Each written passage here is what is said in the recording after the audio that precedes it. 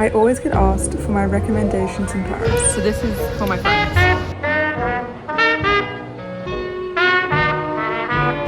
Also, just a bit of context. So I did my final semester of law in Paris. So I lived there by myself. I'm not fluent in French, and I went out so often, almost every day by myself. So that's how I got to know Paris, and it's really easy to make friends in Europe. Woo! Fuck! It's really easy to experience so much of Paris on your own. If Emily can do it, we can all do it. And in fact, we could do it better. So just jumping in here with a little update. So after I finished the Tour de Mont Blanc, I went back to Paris, hence why I'm making this video. And I went back for the opening ceremony of the 2024 Paris Olympics. Here's the problem. When I went, I did not have any money. And by that I mean I didn't have tickets to see anything, including the opening ceremony. So I just went to one of the viewing stations. But if you watched the opening ceremony or you were in Paris, you'll know that it was torrential rain on the day of the opening ceremony. So we basically got rained out of watching. So we headed over to Montmarte and ended up watching it in a dive bar with a bunch of local Parisians, which ended up being so much more fun. And then we realized that the cauldron of the Olympic torch being raised in the Tuileries, you could see from Montmartre, so we had kind of a bunch of steps and I got to see it get raised, so. But I only stayed in Paris for a few days, then I took a bus later on to Spain. I don't like these videos when there's too much exposition, so we're gonna go through things quickly. My first recommendation is Montmartre. The best thing you can do in Montmartre is just stroll the streets. When you close your eyes and you imagine romantic Paris, you imagine Montmartre at night. The cobblestone streets. Montmartre, and specifically, I'm gonna pronounce this wrong and you're gonna realize I don't really speak great French. Rue de Beauvoir, which is meant to be the most beautiful street in Paris. It was in Emily in Paris. And if you walk through there, you get to the markets and then you can get on to Sacré-Cœur. Montmartre is beautiful to see in the day. Go to a few restaurants and it's even better at night. Some of the hidden gems of Montmartre during the day would be Renoir's Secret Garden, Studio 28, the Wall of Love, and the Museum of Romantic Life. But fair warning about the Museum of Romantic Life, it is all in French. But there's a really cute cafe there and it's really nice to see. Stop it. I said no. There's an ibis bothering me.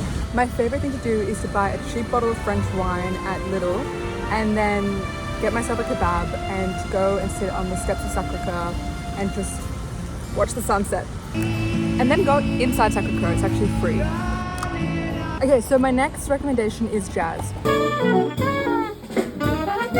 Paris is such an amazing jazz scene. My all-time bar recommendation is Cave de Luchette. It's always busy, always sweaty, always a good time. And if you're trying to look for somewhere to go midweek, Cave de Luchette is open to 2 a.m. every night and 4 a.m. on Fridays and Saturdays. It's basically a mosh until 1 a.m. and then around 3 a.m. that's when people start to dance.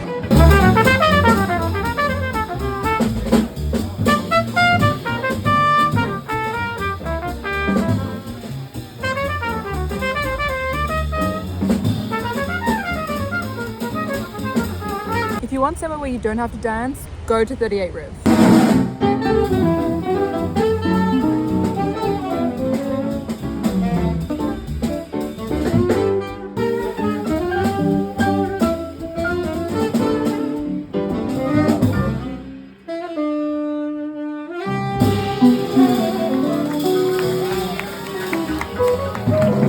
And if you want a club while listening to jazz, then go to Le Gare Lagore. For galleries, if you follow me on Instagram, then you know I love Rivoli 59. It's basically a multi-level gallery where you can watch the artists create art and you can talk to them and you can buy their art and it's completely free. It's a great way to meet new French artists. I would also recommend Pompidou. It's a modern art museum and you can see the Eiffel Tower from the top level. Jumping in here to mention, I know a lot of people also already know about Monet's Lilies and Musée d'Orsay. Really recommend those two, but if you don't know, Bourse de Commerce is also an amazing spot. The best event in Paris, hands down, isn't Bastille Day, it's Fête de la Musique. This is a festival of music that happens once a year, every year in Paris.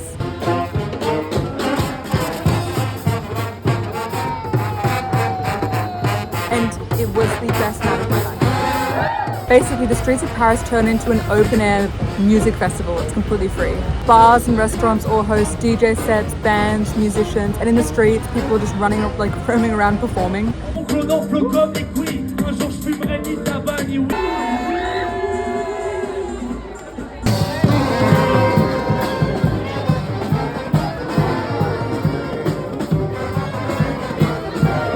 And you just walk from street to street watching performances. Also, side tip, if you are a student in Paris, go to Cité Universitaire. Cité Universitaire is where I stayed, and it's accommodation in Paris for all students and professors who study across all the universities in Paris. So Sorbonne, Sciences Po, wherever. And so you get put into houses based on nationality. So there's German house, French house, Belgian house, American house, Spanish house, like China house. Once a year, there's a big festival where every house puts on house-specific events and also just like really cool DJ sets. And that's how I met all my local Parisian friends. It's one of those events that no one who is a tourist knows about, but it is so much fun. Paris has the best libraries in the world, hands down. My first recommendation is Richelieu Library. It's free, the most beautiful, but often difficult to get a seat. Second recommendation is Saint-Geneviève, also beautiful, also free, easier to get a seat but still hard. Then the Mazarine. This is a secret spot, but you do have to pay after the first week. So it's a one-time only thing, really good spot. The BNF are also really good because they're the few libraries that are open on the weekend. Also, there's another spot, I can't remember the name of it, but I'll include it. And you can go and sit on a balcony and study, and that's also really good.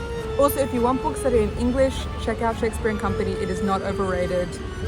All the greatest writers really built that place up and its reputation, like Hemingway, Stein. They all went there. They have a little piano that you can go and play. But if you can't be bothered to wait in line, go to Abbey's.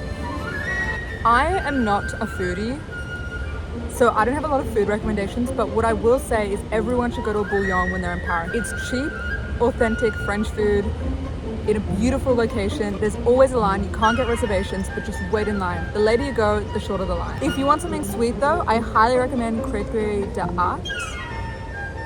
It's my go-to crêperie spot. It's my go-to date spot. So beautiful, and the crepes there are amazing and super cheap. Also, another really cool bakery spot is Le Lot dans le Théâtre. It's nice. It has a lot of homemade cakes and the best lemon meringue pie, and you can study in there. Latin Quarter, if you're looking for cheap kebabs. Yes, in Paris with my favorite kebab. Life is good. There is nothing better than a fresh baguette. For clubs, I went to many clubs. I couldn't tell you which was the best, but I can tell you how to find cool gigs. Go on Shotgun Paris, it's a website, and they arrange all the gigs that are happening in Paris every night. That's how I found a lot of my events when I was going out by myself.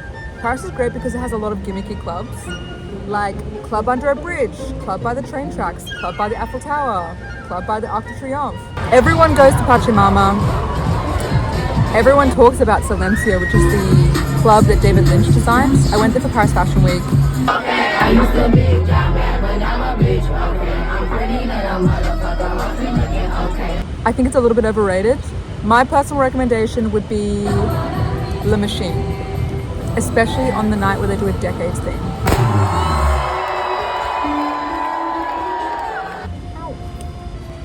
For bars, for speakeasies, I went to quite a few. I can see through here. Oh my god, it's a one-way. But I honestly think the best bar experiences are aperitifs around like 6 p.m. out on the street. For the best bars, go to Saint-Germain-des-Prés or Rue Moffat. I'm not going to say it. Just go to these streets. These are the best locations for bars. Folderol is also a very cool spot because you can get an ice cream and a wine. It's like a nice wine bar. I went to a couple music festivals, but the best music festival was at Versailles. It happens once a year. Get yourself tickets. They basically allow you to go and have a music festival in the Versailles Gardens. And speaking of Versailles, day trips. Most people who go to Paris will do a day trip to Versailles. I love that, recommend it. But I also recommend Monet's house. That was so beautiful. Go to the train station, rent one of the bikes, don't catch the bus, rent bikes, cycle the way to Monet's house, and then cycle back. Do a picnic along the way. It's perfection. Woo! I also took my parents to Fontainebleau, which was cheaper than Versailles, but also very beautiful and less busy. And the last recommendation is if you have a car, go to Champagne. Go to Champagne and go and taste all the different champagnes you can in France. For sports fans, the tennis, the football, and probably horses. I went to Roland Garros. That was awesome. I saw the football, saw PSG, and I didn't see any of the horse racing, but you can go to the Hippodrome Longchamp and they do events, and there's also a club there, I think, or a bar. Of all the things I did, I would highly recommend seeing a PSG match. It's cheap and I got to see Mbappe. Also, if you want to watch a game, go to Ground Control. For parks, Luxembourg is unbeatable, but people should know about Parc Montessori. Montessori's. I'm not saying this right. They do free piano concerts there, I think on Sundays. And then, I'm not gonna say it, Place de Voyage. Play, I don't know, but it's a must-see. For Eiffel Tower views, go to Parc de Beauchamp. If you want somewhere with a lot of space, Bellevue. And Parc Monsieur. Parc Monsieur is romantic. And don't forget the Tuileries. Thanks. And that brings me to touristy things to do. This is for you if you want to experience the touristy things of Paris but elevate it. Firstly, if you want to see the Eiffel Tower, everyone's going to say go to the Trocadero. Don't do that. Get a Seine riverboat cruise tour and watch the Eiffel Tower sparkle from the Seine. It is far more spectacular. You won't be battling anyone for a shot. I will link below which company I went with. Go around 9 p.m. because then you get to see the Eiffel Tower sparkle at 9 and at 10 because it sparkles every hour from around, I think, 8 p.m. for 5 minutes, but it shuts off at 11:45. But it doesn't sparkle at 11:45, so the last sparkle is 10 p.m. But they might have changed since I was there.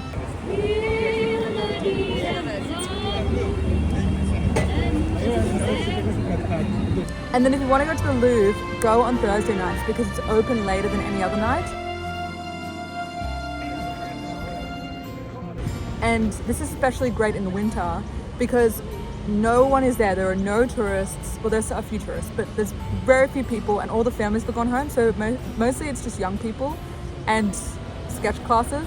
And so I got to basically be alone with the Mona Lisa. It's so much more fun just running around, and do not skip the Napoleon apartments.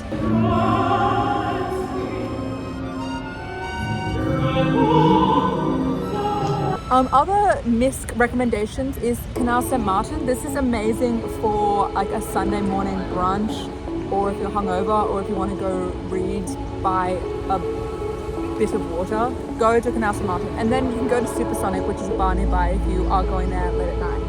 Invalides, this is where Napoleon is not buried. Napoleon's memorial is there, or like Napoleon's body is there. It's really beautiful inside. Rodin's museum, it is what it is inside, but the gardens are really nice. So I would do a picnic at Rodin's garden. Isabella Ducrot conceived the plots and cast the stars. I would also quickly add on the Le Marais galleries. There's a lot of galleries for free in Le Marais. You can just kind of jump in and out of them. The other one would be the corridors. There are a lot of corridors that are interconnected through Paris, and you can do a tour of all of them. So it's a good thing to do on a rainy day. And lastly, the various cathedrals of Paris. They're far more Gothic than in, say, Italy, but they're very cool. And some of them do events.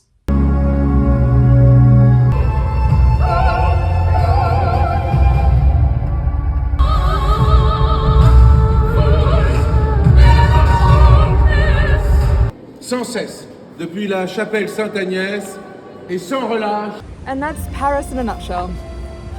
If you do anything that I recommend, please tell me.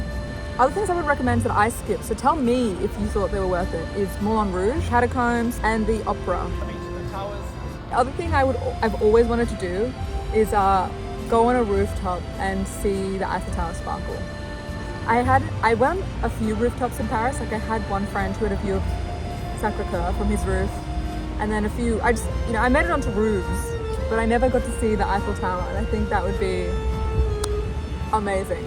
But you know what? You have to leave something behind in Paris so you have an excuse to go back. And I'm going back to Paris. For sure, I'm going back to Paris.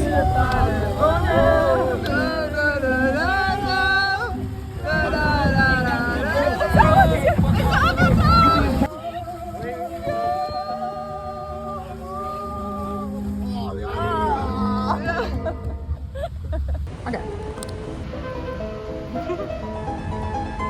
There's nothing better than being observed by people who I potentially work with. And my first recommendation is in Montmarte. I'm gonna move, this is so painful. Ow. I got a little macaron. It's the first and last macaron of Paris.